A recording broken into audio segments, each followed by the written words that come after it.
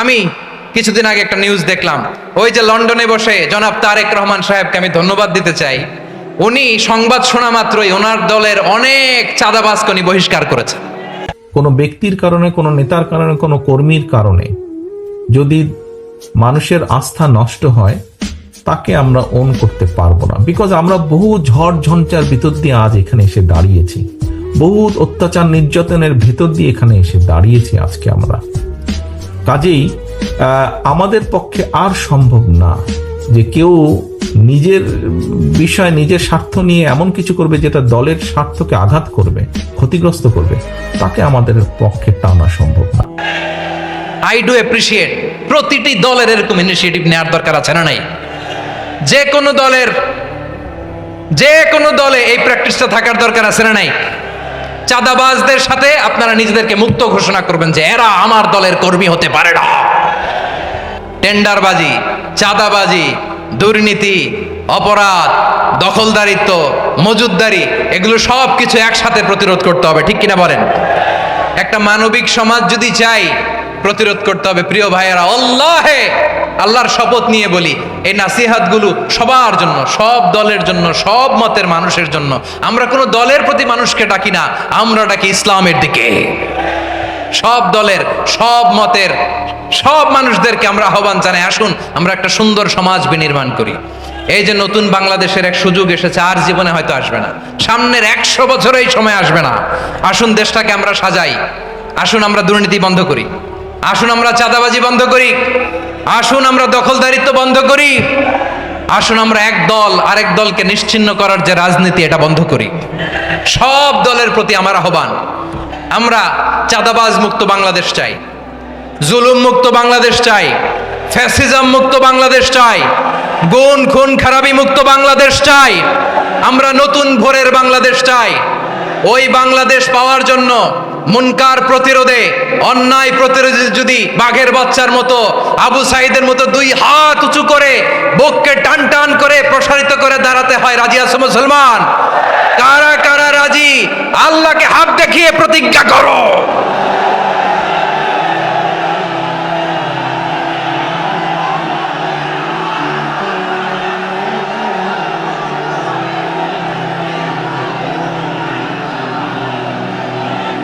আমার প্রিয় ভাইয়েরা, বসুন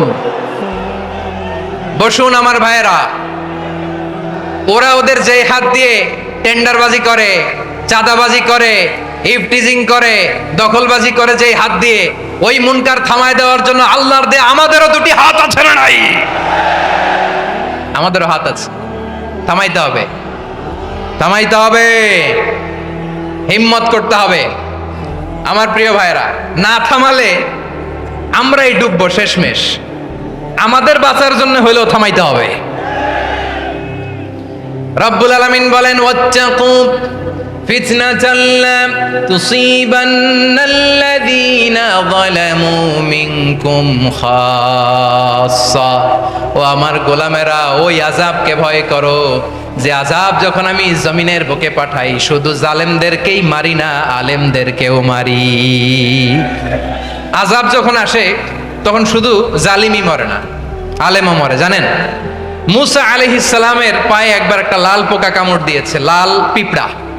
লাল পিঁপড়া কামড় দিলে খুব আরাম লাগে না? কি লাগে? হ্যাঁ, জ্বলে না? লাল একটা পিঁপড়া কামড় দিছে, তো উনি রেগে মেগে পাশে দেখে লাল পিঁপড়ার বাসা, পা দিয়ে ডলে মুছে সবগুলো পিঁপড়া মেরে ফেলছে।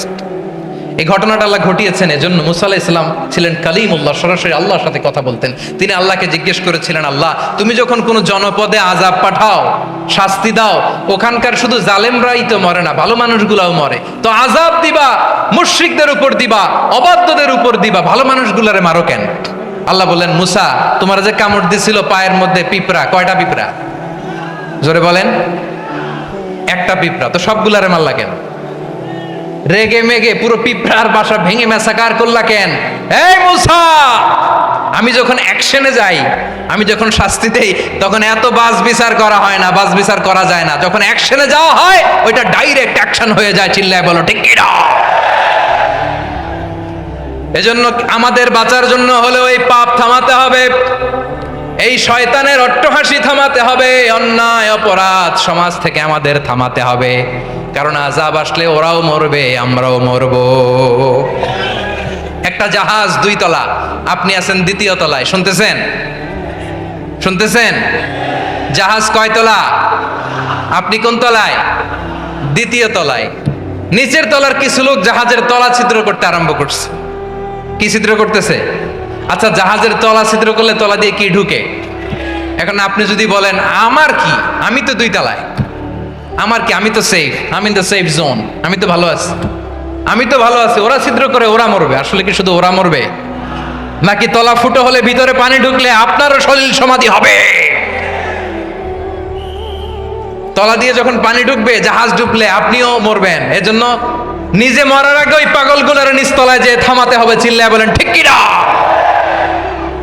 এজন্য আল্লাহ বললেন মুনকার প্রতিরোধের দায়িত্ব সমাজের টপ টু বটম সবার। পুরো আম্মার দায়িত্ব, সরকার প্রধানের দায়িত্ব, প্রতিটি ফ্যামিলির প্রধান বাবার দায়িত্ব, বিশ্বনবী বললেন প্রতিটি সচেতন মুসলিমের দায়িত্ব। এজন্য মুনকার প্রতিরোধ করার দরকার আছে না নাই? সমাজে এই যে ইফটিজিং হয়, আপনার বোনের বয়সী একটা মেয়েকে কিছু বকাটে টিটকারি করে, এই বলে সেই বলে, নোংরা কথা বলে, রাস্তায় দেখেও আপনি পাশ দিয়ে না দেখার মতো চলে যান কেন? আপনি দাঁড়ান না কেন? আপনি দাঁড়ালেই তো থেমে যাবে, কারণ সত্যের যে শক্তি তার সামনে মিথ্যা মুখ থুবড়ে পড়ে। আপনার সামনেও কিছুই না, নাথিং। আপনি দাঁড়ান, ওকে প্রশ্ন করেন যে আমার বোনকে তুমি ডিস্টার্ব করো কেন?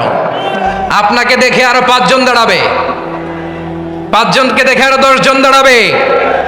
আমাদের নীরবতা আর আমাদের নিশ্চুপ থাকাই জালিমদেরকে আরো শক্তিশালী জালিম বানিয়েছে। এজন্য মুনকার প্রতিরোধের দায়িত্ব আমাদের সবার। রাব্বুল আলামিন বলেন ওয়ায়ানহা আনিল ফাহশাই ওয়াল মুনকারি ওয়াল বাগি ইয়াইদুকুম লাআল্লাকুম তাযাক্কারুন। বসুন। আল্লাহ বললেন আমি অশ্লীলতাকে নিষেধ করি, আমি সব ধরনের মন্দ কাজকে নিষিদ্ধ করি, সব শেষে আমি সীমা লঙ্ঘনকে তোমাদের জন্য নিষিদ্ধ করি। আলোচনা মনে আছে তো, না ভুলে গেছেন? নিষিদ্ধ করেছেন কয়টা জিনিস? 1 নম্বরে অশ্লীলতা, 2 নম্বরে মুনকার তথা সব মন্দ কাজ, 3 নম্বরে আল বাগি সীমা লঙ্ঘন, ক্রসিং দ্য লিমিট। সীমা লঙ্ঘন করা ভালো না। We all should know our limits. চিল্লায় বলেন ঠিক কিনা? একই আয়াতে আল্লাহ বললেন قل إنما حرم ربي الفواحش ما ظهر منها وما بطن والإثم والبغي بغير الحق।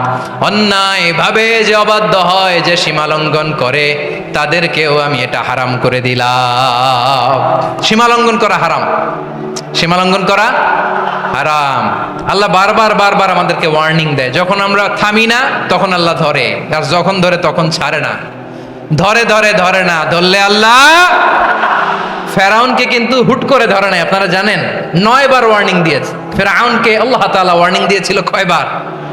বীর চট্টলার বীর সেনানীরা আওয়াজ করে বলেন ফেরাউনকে ধরার আগে ওয়ার্নিং দেওয়া হয়েছিল কয়টা?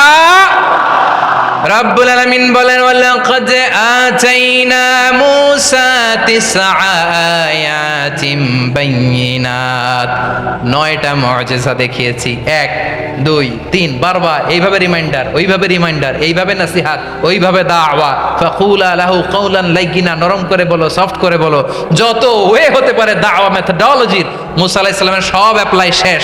10ম বারে যে আল্লাহ ধরছে, 10ম বারে যে ধরেছে। এজন্য আল্লাহ বলেন আমি সীমা লঙ্ঘনকে পছন্দ করি না। কোরআনের অন্য আয়াতে বাগীকে বলা হয়েছে আল ইতিদা, সীমা লঙ্ঘন যারা করে তাদেরকে আল্লাহ বলেছেন মুতাদিন। ওয়াকাতিলু ফি সাবিলিল্লাহিল্লাযীনা ইউকাতিলুনাকুম ওয়া লা তা'তাদু ইন্নাল্লাহা লা ইউহিব্বুল মুতাদিন। আমি সীমা লঙ্ঘনকারীদেরকে কোশ্চিনকালেও পছন্দ করি না। আমরা যেন সীমা লঙ্ঘন না করি, রাজি আছেন তো? যে কোনো ক্ষেত্রে ইবাদতে যেন সীমা লঙ্ঘন না করি। অনেকে আমরা ইবাদতে সীমালঙ্ঘন করে ফেলি। বিশ্বনবী সাল্লাল্লাহু আলাইহি ওয়াসাল্লাম যেটা শিখিয়েছেন এর বাইরে যে অতিরিক্ত বুজুর্গ হতে চায় এরকম আছে না নাই? করা যাবে না, কোনো ক্ষেত্রে সীমালঙ্ঘন করা যাবে, এমনকি যুদ্ধক্ষেত্রেও না। বিষ্ণু ইসলাম বলেন খবরদার যুদ্ধক্ষেত্রেও সীমালঙ্ঘন করো না। কি সুন্দর ইসলাম আমরা পেয়েছি। বিশ্বনবী বলেন খবরদার যুদ্ধের ময়দানে কোনো নারীর গায়ে হাত তোলো না, কোনো শিশুর গায়ে হাত তোলো না, কোনো গবাদি পশু হত্যা করো না, কোনো শস্য ক্ষেত্র ধ্বংস করো না, ইবাদতরত অন্য ধর্মের কোনো সন্ন্যাসীর গায়ে হাত তোলো না। বলেন সুবহানাল্লাহ। তাহলে আমরা সীমালঙ্ঘন করতে পারবো? প্রিয় ভাইরা, একটা সুখী সমৃদ্ধ শান্তির সমাজ, মানবিক সমাজ যদি আমরা গঠন করতে চাই, আমাদের আল্লাহর দেয়া কয়টা আদেশ মানতে হবে বলেন দেখি? সবাই বলেন কয়টা? আর বেঁচে থাকতে হবে কয়টা জিনিস থেকে? আওয়াজ করে বলেন কয়টা? আচ্ছা, আদেশ নাম্বার 1 কি ছিল বলেন? আল্লাহর আদেশ কি? 1 নাম্বার আদাল, ন্যায়পরায়ণতা। আমরা সুবিচার, সুশাসন, ন্যায় বিচার চাই কি চাই না? 2 নম্বরে কি ছিল? মাশাআল্লাহ, আওয়াজ করে বলেন 2 নম্বরে কি ছিল?